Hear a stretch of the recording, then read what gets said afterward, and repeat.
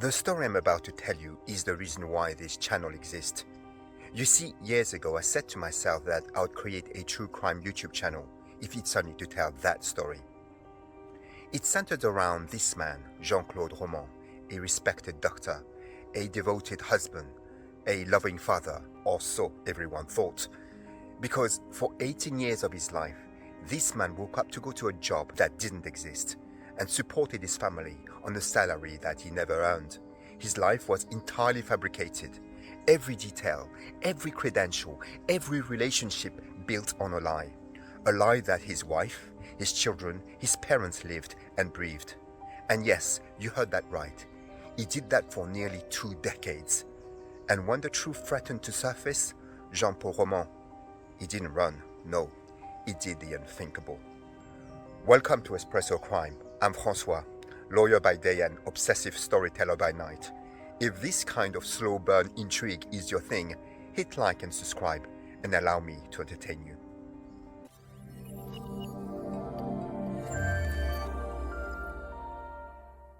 It's just past 4 o'clock on a freezing Monday morning. The date is the 11th of January, 1993. In the village of Prevey-Saint-Mauhan, nestled against the Swiss border, silence is shattered by the roar of flames. A house is on fire. Within 10 minutes, firefighters arrive at the Romand family residence. The blaze has already devoured the upper floor. Doors are locked, shutters drawn. They batter through them, but there's no time. The roof is collapsing. Then, a movement. A body. They find him on the first floor, barely conscious, collapsed near a bedroom window. It's Jean-Claude Romand, father, husband, and only survivor. He's rushed to hospital in Geneva, Switzerland, placed into an induced coma, his life hanging by a thread. His wife Florence, dead, not from burns or smoke inhalation, mind you. No, shattered skull. Their children, Antoine aged 7 and Caroline aged 5, are found bullet-riddled, executed while still in their pajamas.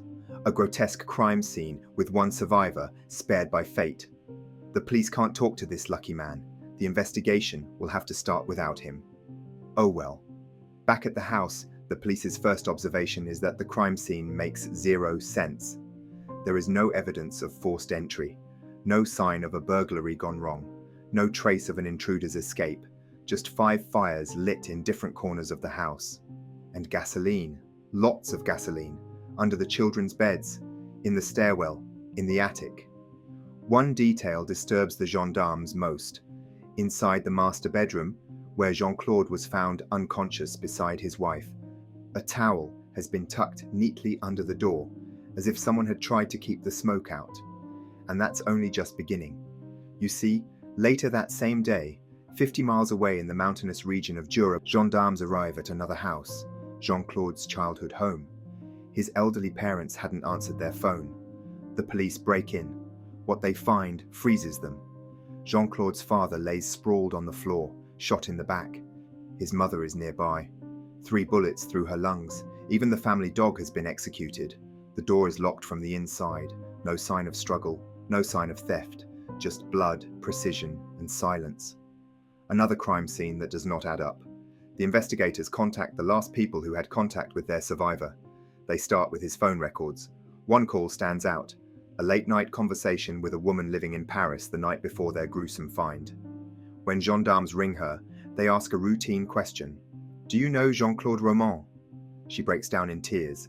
"Yes," she says. Then, after a long pause, "He tried to kill me." Her name is Sophie. Well, that's the name that Espresso Crime will give her because her identity will remain anonymous in this affair.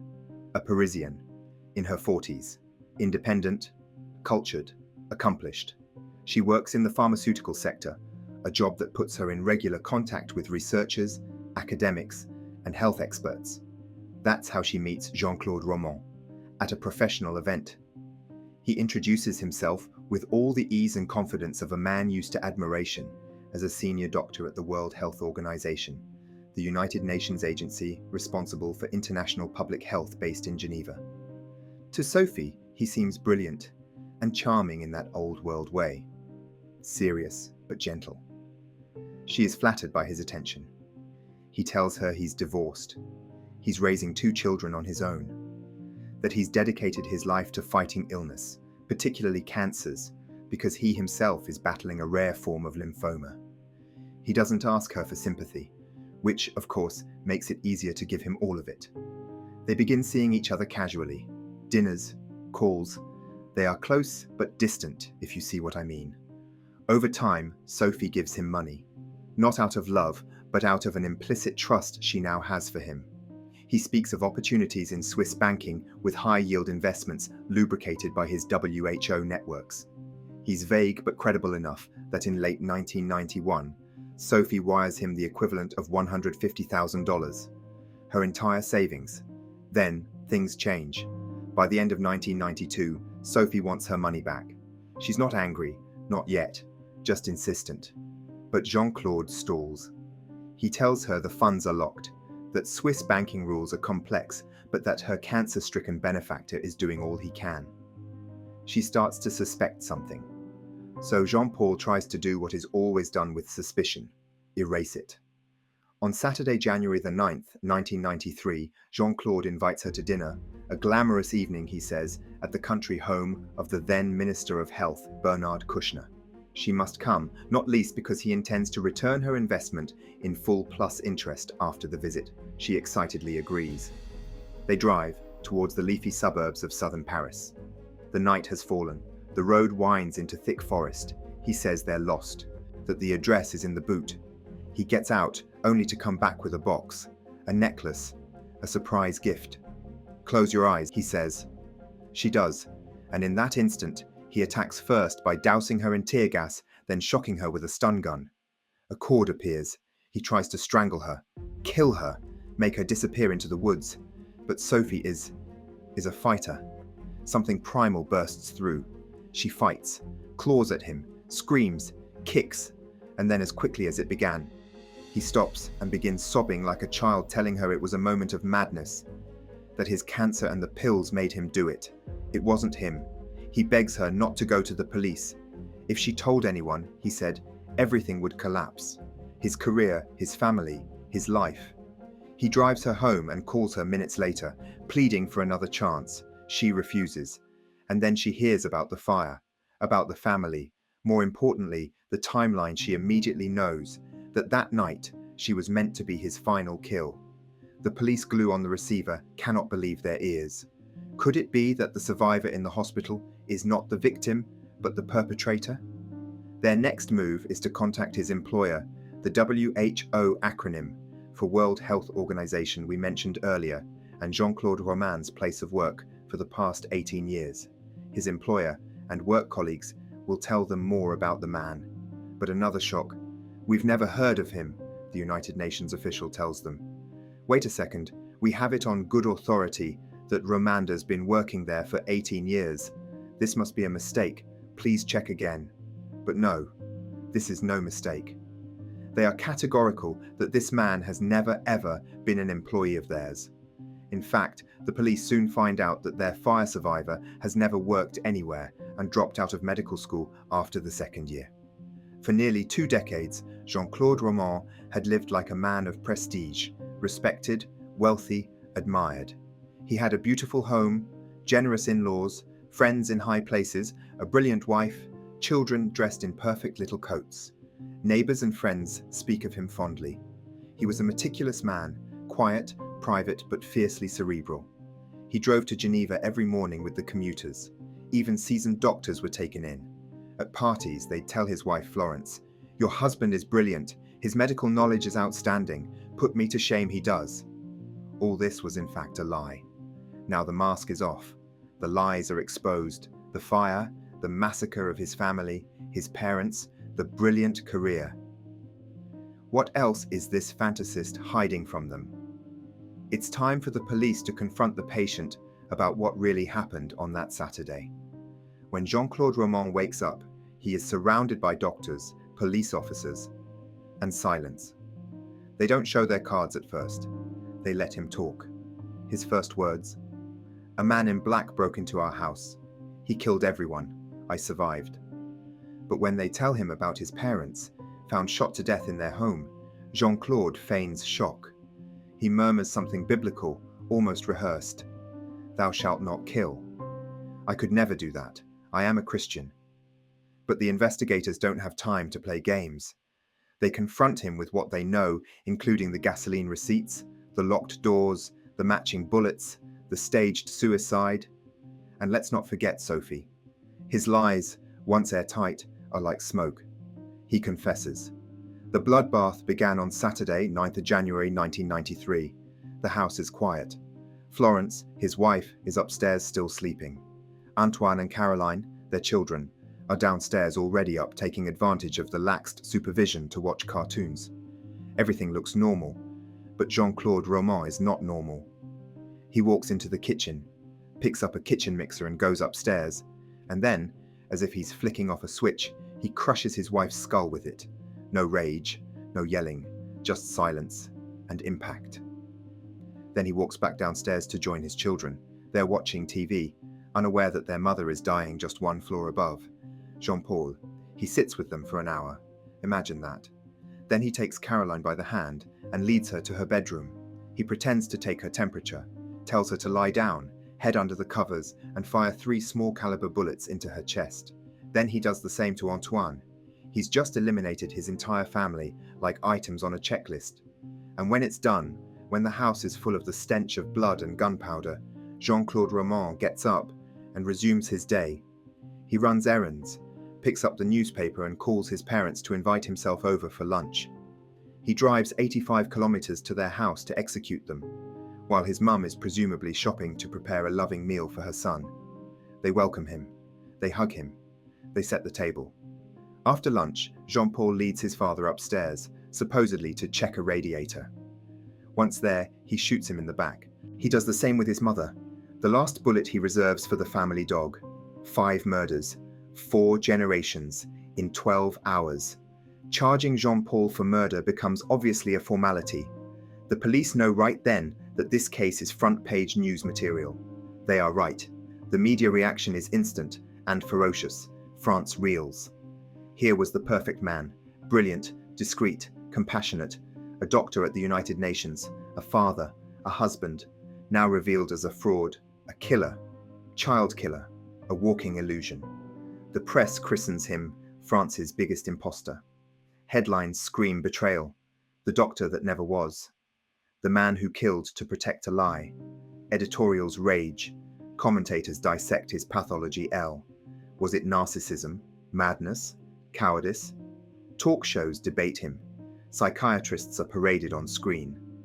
In upscale Geneva circles, jaws drop. This man attended dinners, shook hands, talked science, and he wasn't even a doctor. But what truly unsettles the nation is this. If someone like Jean-Claude Romand could lie for 20 years under everyone's nose, who else is hiding behind a smile? Back at the police station, the next few years, investigators unravel the depth of his deception, preparing for a trial. Born in 1954 in the remote Jura village of Clairvaux-le-Lac, Jean-Claude Romand is the only child of modest, deeply affectionate parents. His father is a woodcutter, his mother fragile and protective. They see in their son a kind of redemption, a reason to dream bigger than their provincial life. From an early age, Jean-Claude is told in words and gestures that he is special, destined for brilliance, loved not for who he is, but for who he might become. At school, he thrives. He's top of his class, the clever boy with neat hair and polite manners. But inside, he's drowning in the weight of expectation because he knows praise is conditional. There's no room for failure, no space to be ordinary. And when he stumbles, and he will stumble, he won't tell anyone. Truth is less important than appearances. The first lie comes in 1975, almost accidentally. He misses an exam. He says overslept.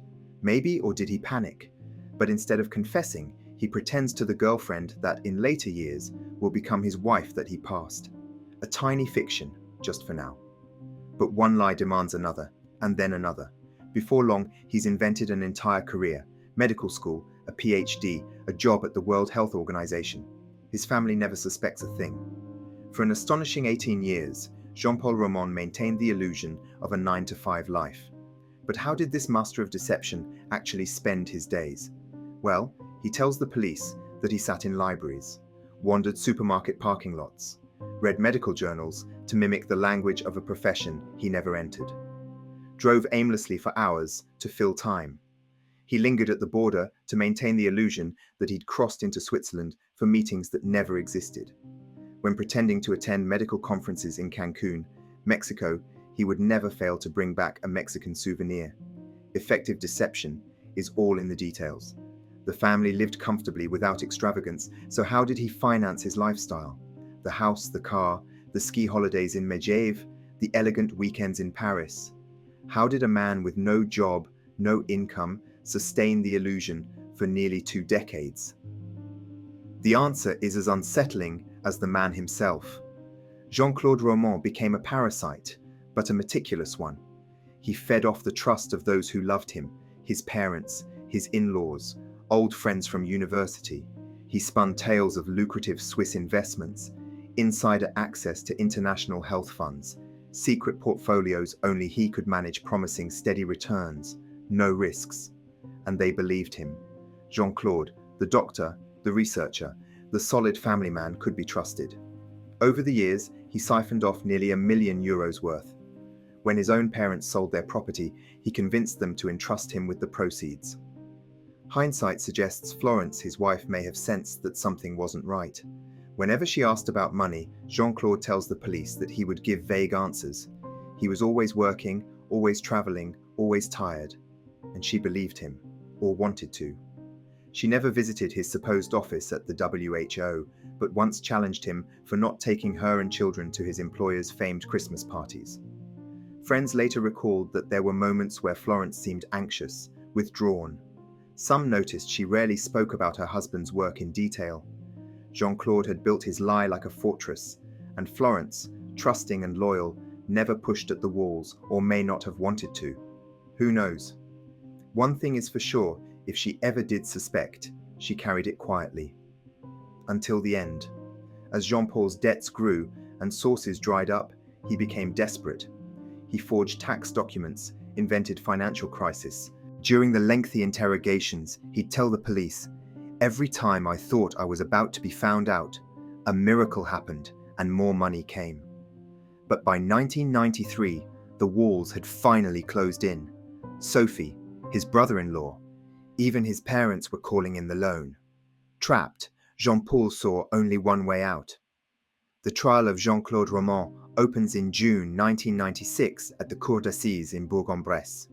The courtroom is packed, journalists, psychologists, and the public, all drawn to the unfathomable. A man who lived a lie for 18 years, then killed his entire family to preserve it. Romand sits pale, reserved, almost spectral. He speaks softly, avoids eye contact, and answers questions with chilling calm.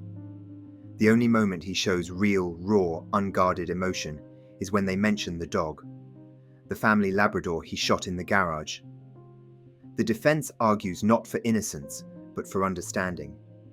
They describe a fragile man trapped in a prison of his own making, someone so terrified of being exposed that he saw death as the only escape, for himself and those he loved. They plead to the jury to see past the carnage. A son desperate to be admired, a husband terrified of losing love, a man who ultimately did not bear to see the disappointment in his children's eyes. But the prosecution paints a colder picture. To them, Jean-Claude Romand isn't a broken man, lost in his own lie. He's a calculating, detached manipulator. He did not spiral into madness. Nonsense. For years he looked people who loved and admired him in the eye and stole from them with a steady hand and a gentle smile. He's not the victim of his fraud. He's its architect. They point to the towel wedged under the bedroom door, the fires lit in different corners of the house, the borrowed gun. They point to the CCTV showing buying cans of petrol 3 days before the massacre. These are not the actions of a man out of control. They are the exact opposite. That of a careful planner that even took the trouble to set his house on fire at the time the rubbish collectors to witness the fire, call the firefighters that will eventually save him from the flames. Psychiatrists testify that Romand suffers from a deep narcissistic collapse, an identity built entirely on illusion. But the jury isn't asked to decide why he killed, only whether he did. After 6 days, the verdict comes: guilty on all counts. Romand is sentenced to life in prison, with no possibility of parole for 22 years. That threshold passes in 2015, but it isn't until 2018 that Jean-Claude Romand finally applies for parole. The answer is no. Judges say his reintegration plan isn't strong enough, that it fails to strike the right balance between the rights of the victims, the safety of society, and his supposed rehabilitation. But Romand appeals. And on April 25, 2019, the Court of Appeal in Bourges grants his release, under tight conditions. He cannot give interviews, statements, or monetize his story. Jean-Claude Romand is quietly released from prison after serving 26 years. Wearing an electronic tag, there is no press conference, no cameras waiting outside the gates. He steps back into the world, not as the disgraced doctor or the monstrous father, but as an anonymous man under a new identity, granted partial protection by the French justice system. His release stirs outrage in parts of the public. How can a man who murdered his entire family walk free? He is taken in by a Catholic abbey in central France, where he lives under supervision, devoting himself reportedly to prayer, reading, and reflection. The former impostor is forbidden to give interviews or give statements. No expressions of remorse in public.